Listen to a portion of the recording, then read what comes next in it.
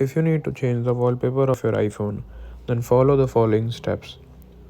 Open your home screen, scroll down and on the home screen. Then after that, this window will show up. Select the number of wallpapers you need. Click on plus.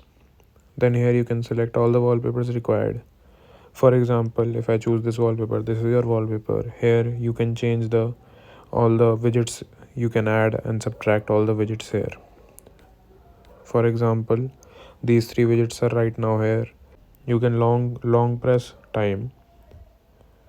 Then you can change the type of time, the breadth of time, and the color also.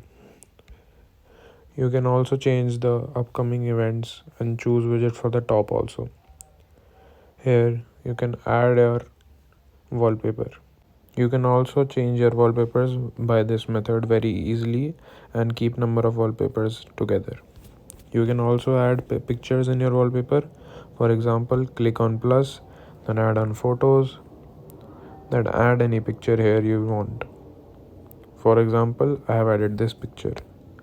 You can change the style of your paper by sliding. You can also customize the previously made wallpaper by clicking on customize or you can customize your lock screen and the home screen separately. By clicking on the home screen, you can pair it with the wallpaper. You can add any other color, a gradient, or any other photo.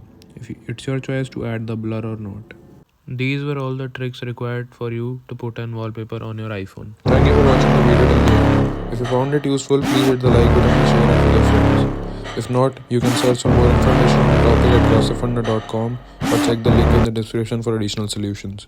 If you have any better suggestions or tips, feel free to share them in the comment section to help others.